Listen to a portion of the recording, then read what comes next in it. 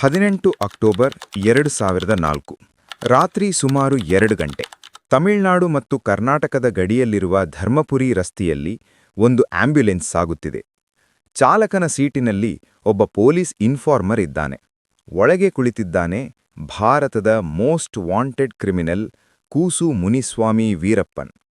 ಅವನಿಗೆ ಕಣ್ಣಿನ ಚಿಕಿತ್ಸೆ ಬೇಕಿತ್ತು. ಹೊಸ ಸೈನ್ಯ ಕಟ್ಟಲು ಮದ್ರಾಸ್ಗೆ ಹೋಗುವ ತರಾತುರಿಯಲ್ಲಿದ್ದ. ಆದರೆ ಅವನಿಗೆ ಗೊತ್ತಿರಲಿಲ್ಲ, ಆ ಆಂಬ್ಯುಲೆನ್ಸ್ ಅವನ ಪಾಲಿನ ಸಾವು ಹೊತ್ತು ತಂದಿದೆ ಎಂದು. ಮುಂದಿನ 5 ನಿಮಿಷಗಳಲ್ಲಿ 20 ವರ್ಷಗಳ ಕಾಲ ಇಡೀ ದೇಶವನ್ನು ನಡುಗಿಸಿದ ಸಾಮ್ರಾಜ್ಯವೊಂದು ಮಣ್ಣುಪಾಲಾಗಲಿದೆ. ಯಾರು ಈ ವೀರಪ್ಪನ್? ಕೇವಲ ಒಬ್ಬ ದಂತದ ಕಳ್ಳನಾಗಿದ್ದ ವ್ಯಕ್ತಿ 2 ರಾಜ್ಯಗಳ ಸರ್ಕಾರವನ್ನೇ ಅಲುಗಾಡಿಸಿದ್ದು ಹೇಗೆ? 20 ವರ್ಷಗಳ ಕಾಲ ಸಾವಿರಾರು ಪೊಲೀಸರು ಕೂಡ ಅವನನ್ನು ಕಾಡಿನಲ್ಲಿ ಸೋಲಿಸಲು ಸಾಧ್ಯವಾಗಲಿಲ್ಲವೇಕೆ?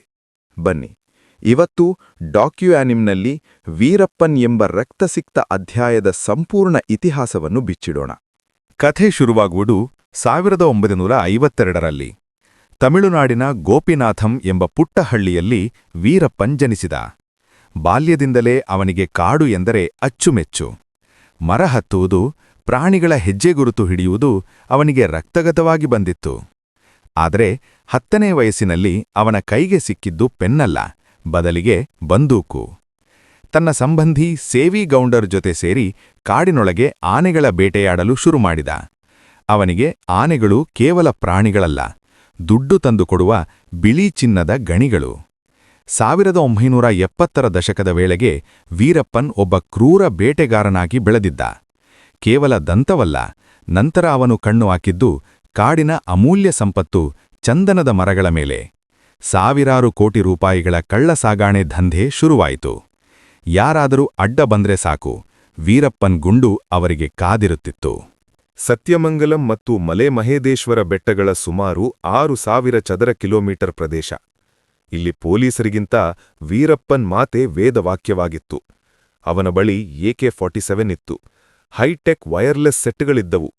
ಆದರೆ ಅವನ ಅತಿದೊಡ್ಡ ಶಕ್ತಿ ಎಂದರೆ ಅವನ ಗುಪ್ತಚರ ಜಾಲ. ಕಾಡಿನ ಸುತ್ತಮುತ್ತಲ ಹಳ್ಳಿಗಳ ಜನರಿಗೆ ವೀರಪ್ಪನ್ ಕೆಲವು ಸಲ ಹಣ ಹಂಚುತ್ತಿದ್ದ, ಅನಿವಾರ್ಯ ಸಮಯದಲ್ಲಿ ಅವರಿಗೆ ಸಹಾಯ ಮಾಡ್ತಿದ್ದ. ಹೀಗಾಗಿ ಪೊಲೀಸರು ಕಾಡಿಗೆ ಬರುವ ಮುನ್ನವೇ ಹಳ್ಳಿಯವರು ವೀರಪ್ಪನ್ಗೆ ಮಾಹಿತಿ ನೀಡ್ತಿದ್ರು. 1993ರ ಪಾಲಾರ್ ಬಾಂಬ್ ಸ್ಫೋಟದಲ್ಲಿ 22 ಜನ ಅಮಾಯಕರು ಮತ್ತು ಪೊಲೀಸರು ಬಲಿಯಾದರು. ಇದು ವ್ಯವಸ್ಥೆಗೆ ಅವನು ನೀಡಿದ ದೊಡ್ಡ ಪೆಟ್ಟು. ಅಲ್ಲಿಯವರೆಗೆ ಪೊಲೀಸರು ಅವನನ್ನು ಕೇವಲ ಒಬ್ಬ ದರೋಡೆಕೋರ ಎಂದು ನೋಡ್ತಿದ್ರು. ಆದರೆ ಈಗ ಅವನು ರಾಷ್ಟ್ರೀಯ ಭದ್ರತೆಗೆ ಕಂಠಕವಾಗಿದ್ದ.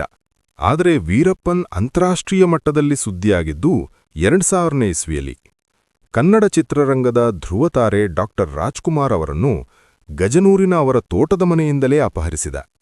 ಇಡೀ ಕರ್ನಾಟಕ ಹೊತ್ತಿ ಉರಿಯಿತು. ಸುಮಾರು 108 ದಿನಗಳ ಕಾಲ ಅಣ್ಣ ಅವರು ಕಾಡಿನಲ್ಲಿ ಬಂಧಿಯಾಗಿದ್ರು. ವೀರಪ್ಪನ್ ತನ್ನ ಬೇಡಿಕೆಗಳನ್ನು ಸರ್ಕಾರದ ಮುಂದೆ ಇಡ್ತಿದ್ದ. ಇದಾದ ಕೆಲವೇ ವರ್ಷಗಳಲ್ಲಿ ಕರ್ನಾಟಕದ ಮಾಜಿ ಸಚಿವ ಎಚ್ ನಾಗಪ್ಪ ಅವರನ್ನು ಅಪಹರಿಸಿ ಹತ್ಯೆ ಮಾಡಿದ. ಈಗ ಸಮಾಜದ ತಾಳ್ಮೆ ಮೀರಿತ್ತು. ಪೊಲೀಸರಿಗೆ ಸ್ಪಷ್ಟ ಆದೇಶ ಬಂದಿತ್ತು. ಇನ್ನು ಮಾತುಕತೆಯಿಲ್ಲ, ಕೇವಲ ಅಂತ್ಯವಷ್ಟೇ. ವೀರಪ್ಪನ್ ಕೇವಲ ಬಂದೂಕಿನಿಂದ ಗೆಲ್ಲುತ್ತಿರಲಿಲ್ಲ, ಅವನು ಮಾಹಿತಿಯಿಂದ ಗೆಲ್ಲುತ್ತಿದ್ದ. ಅವನು ಕಾಡಿನೊಳಗೆ ಮಾನವ ರೇಡಾರ್ಗಳನ್ನು ಹೊಂದಿದ್ದ. ಯಾರು ಪೊಲೀಸರಿಗೆ ಮಾಹಿತಿ ನೀಡುತ್ತಾರೋ ಅವರನ್ನು ಕ್ರೂರವಾಗಿ ಕೊಲ್ಲುತ್ತಿದ್ದ. ಇದು ಹಳ್ಳಿಯವರಲ್ಲಿ ಎಂಥ ಭೀತಿ ಹುಟ್ಟಿಸಿತ್ತೆಂದರೆ, ಪೊಲೀಸರು ಹಳ್ಳಿಗೆ ಬಂದರೆ ಜನ ಮನೆಬಾಗಿಲು ಹಾಕಿಕೊಳ್ಳುತ್ತಿದ್ದರು. ಆದರೆ ಪೊಲೀಸರ ಕಡೆಯೂ ಕೆಲವರು ಪ್ರಾಣದ ಹಂಗು ತೊರೆದು ಕೆಲಸ ಮಾಡುತ್ತಿದ್ದರು. ಒಬ್ಬ ಇನ್ಫಾರ್ಮರ್ ವೀರಪ್ಪನ್ ತಂಡಕ್ಕೆ ಸೇರಿಕೊಳ್ಳಲು ವರ್ಷಗಟ್ಟಲೆ ಕಾಯಬೇಕಿತ್ತು. ಒಂದು ಸಣ್ಣ ತಪ್ಪು ಮಾಡಿದರೂ ಸಾಕು, ಹೆಣವಾಗಿ ಕಾಡಿನ ಹೊರಗೆ ಬರುತ್ತಿದ್ದರು. ಇದು ಪೊಲೀಸರು ಮತ್ತು ವೀರಪ್ಪನ್ ನಡುವೆ ನಡೆದ ಮಾಹಿತಿ ಯುದ್ಧ. ಪರಿಸರ ಪ್ರೇಮಿಗಳ ದೃಷ್ಟಿಯಲ್ಲಿ ವೀರಪ್ಪನ್ ಒಬ್ಬ ರಾಕ್ಷಸ. ಸುಮಾರು 2,000ಕ್ಕೂ ಹೆಚ್ಚು ಆನೆಗಳನ್ನು ಅವನು ಕೇವಲ ದಂತಕ್ಕಾಗಿ ಕೊಂದಿದ್ದಾನೆ.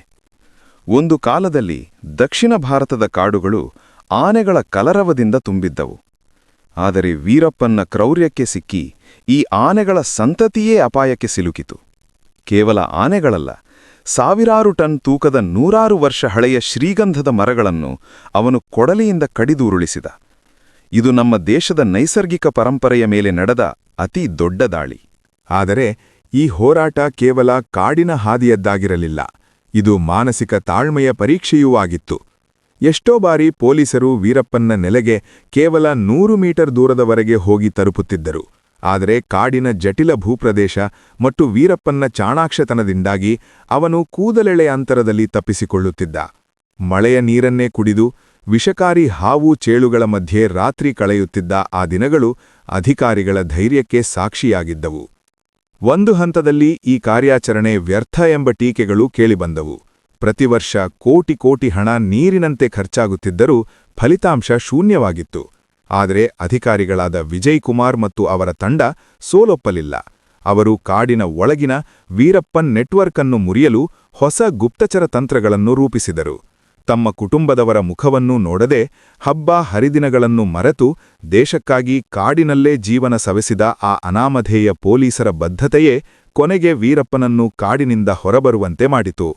ಆದರೆ ಈ ಕಾರ್ಯಾಚರಣೆ ಅಂದುಕೊಂಡಷ್ಟು ಸುಲಭವಾಗಿರಲಿಲ್ಲ. ವೀರಪ್ಪನ್ ಅತೀವ ಜಾಗರೂಕನಾಗಿದ್ದ. ಅಪರಿಚಿತರನ್ನು ಸುಲಭವಾಗಿ ನಂಬುತ್ತಿರಲಿಲ್ಲ. ಹಾಗಾಗಿ ಎಸ್ಟಿಎಫ್ ಅಧಿಕಾರಿಗಳು ಟ್ರೋಜನ್ ಹಾರ್ಸ್ ತಂತ್ರವನ್ನು ಬಳಸಿದರು. ಕೆಲವು ಪೊಲೀಸರು ವ್ಯಾಪಾರಿಗಳಾಗಿ, ಇನ್ನು ಕೆಲವರು ಸೌದೆಯವರಾಗಿ ಅವನ ನೆಟ್ವರ್ಕ್ ಒಳಗೆ ನುಸುಳಿಗರು. ತಿಂಗಳುಗಳ ಕಾಲ ತಾಳ್ಮೆಯಿಂದ ಕಾದು ಕೊನೆಗೆ ಅವನ ಅತೀ ನಂಬಿಕಸ್ಥನಾಗಿದ್ದ ದುರೈಸ್ವಾಮಿ ಎಂಬುವವನ ಮೂಲಕ ಸಂಪರ್ಕ ಸಾಧಿಸಿದರು. ವೀರಪ್ಪನ್ಗೆ ತಿಳಿಯದಂತೆ ಅವನ ಸುತ್ತಲೂ ಒಂದು ಅದೃಶ್ಯ ಜಾಲವನ್ನು ಹೆಣೆಯಲಾಗಿತ್ತು. ಈ ಯೋಜನೆಯ ಮಾಸ್ಟರ್ ಸ್ಟ್ರೋಕ್ ಎಂದರೆ ಅವನಿಗೆ ಕಣ್ಣಿನ ಶಸ್ತ್ರಚಿಕಿತ್ಸೆಯ ಆಮಿಷ ಒಡ್ಡಿದ್ದು. ಶ್ರೀಲಂಕಾದಲ್ಲಿ ನಿಮಗೆ ಅತ್ಯುತ್ತಮ ಚಿಕಿತ್ಸೆ ಕೊಡಿಸುತ್ತೇವೆ ಎಂದು ನಂಬಿಸಿದಾಗ ತನ್ನ ದೃಷ್ಟಿ ಮರಳಿ ಪಡೆಯುವ ಹಪಾಹಪಿಯಲ್ಲಿ ವೀರಪ್ಪನ್ ತನ್ನ ಸುರಕ್ಷಿತ ಕೋಟೆಯನ್ನೇ ಬಿಟ್ಟು ಹೊರಬರಲು ಒಪ್ಪಿದ. ಅದು ಕೇವಲ ಒಂದು ಆಂಬ್ಯುಲೆನ್ಸ್ ಆಗಿರಲಿಲ್ಲ, ಅದು ಎಸ್ಟಿಎಫ್ ಹೂಡಿದ ಮೃತ್ಯುಪಾಶವಾಗಿತ್ತು. ವಿಜಯ್ ಕುಮಾರ್ ಅವರು ಈ ಕಾರ್ಯಾಚರಣೆಗೆ ಕೊಕೂನ್ ಎಂದು ಹೆಸರಿಟ್ಟಿದ್ದರು. ಏಕೆಂದರೆ ರೇಷ್ಮೆ ಗೂಡಿನೊಳಗೆ ರೇಷ್ಮೆ ಹುಳು ಸುರಕ್ಷಿತವಾಗಿರುವಂತೆ ಕಂಡರೂ ಅದು ಹೊರಬರುವ ಮೊದಲೇ ಅದರ ಅಂತ್ಯ ಸಿದ್ಧವಾಗಿರುತ್ತದೆ. ಆ ರಾತ್ರಿ ಗಾಳಿಯಲ್ಲಿ ಒಂದು ವಿಚಿತ್ರ ಮೌನವಿತ್ತು.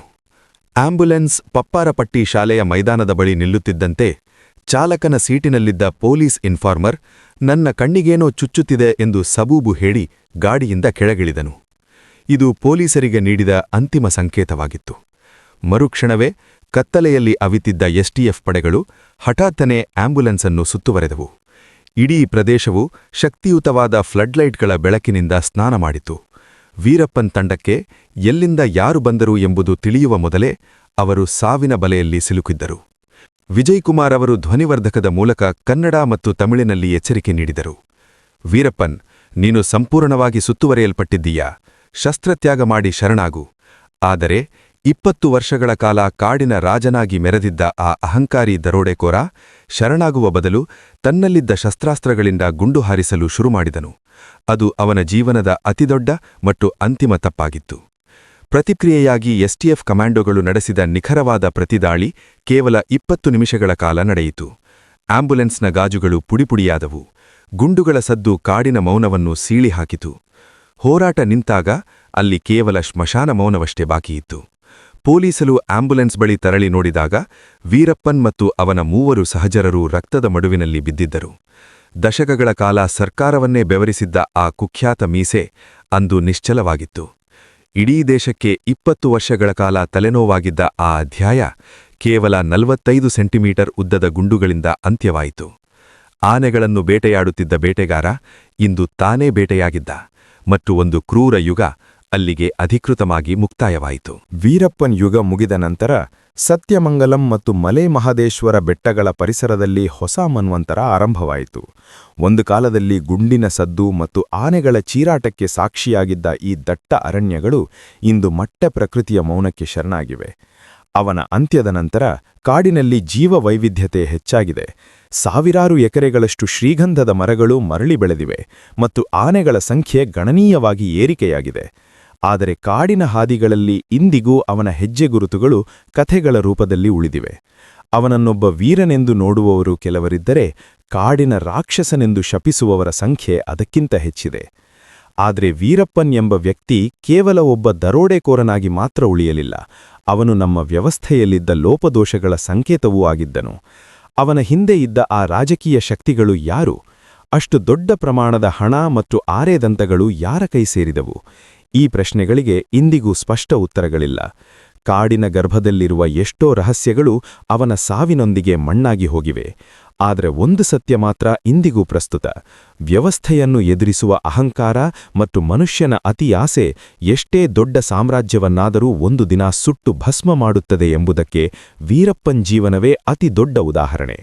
ಕೊನೆಯದಾಗಿ, ವೀರಪ್ಪನ್ ಕಥೆಯ ನಮಗೆ ಕಲಿಸುವ ಪಾಠವೆಂದರೆ, ಶಾಂತಿ ಮತ್ತು ನ್ಯಾಯಕ್ಕಿಂತ ದೊಡ್ಡ ಶಕ್ತಿ ಯಾವುದೂ ಇಲ್ಲ. ಕಾಡಿನ ರಕ್ಷಣೆಗಾಗಿ ಮತ್ತು ವೀರಪ್ಪನಂತಹವರನ್ನು ಎದುರಿಸಲು ಪ್ರಾಣತೆತ್ತ ಪೊಲೀಸರು ಮತ್ತು ಅರಣ್ಯಾಧಿಕಾರಿಗಳ ತ್ಯಾಗವನ್ನು ನಾವು ಮರೆಯಬಾರದು. ಇಂದು ನಾವು ಅನುಭವಿಸುತ್ತಿರುವ ಈ ಶಾಂತಿಯ ಹಿಂದೆ ನೂರಾರು ಕುಟುಂಬಗಳ ಕಣ್ಣೀರು ಮತ್ತು ತ್ಯಾಗವಿದೆ. ಈ ಕಥೆಯು ಇತಿಹಾಸದ ಪುಟಗಳಲ್ಲಿ ಒಂದು ಎಚ್ಚರಿಕೆಯ ಗಂಟೆಯಾಗಿ ಉಳಿಯಲಿದೆ. ಪ್ರಕೃತಿಯನ್ನು ಲೂಟಿ ಮಾಡುವವರು ಮತ್ತು ಸಮಾಜದ ಶಾಂತಿಯನ್ನು ಕಡದುವವರು ಎಷ್ಟೇ ಪ್ರಬಲರಾಗಿದ್ದರೂ ಕಾಲದ ಚಕ್ರದಲ್ಲಿ ಅವರ ಅಂತ್ಯ ಅನಿವಾರ್ಯ. ನಿಮಗೆ ಈ ಕಥೆ ಇಷ್ಟವಾಗಿದ್ದರೆ ಲೈಕ್ ಮಾಡಿ, ನಮ್ಮ ಚಾನೆಲ್ಗೆ ಸಬ್ಸ್ಕ್ರೈಬ್ ಮಾಡಿ. ಮುಂದಿನ ವಿಡಿಯೋದಲ್ಲಿ ಸಿಗೋಣ. ಜೈ ಹಿಂದ್.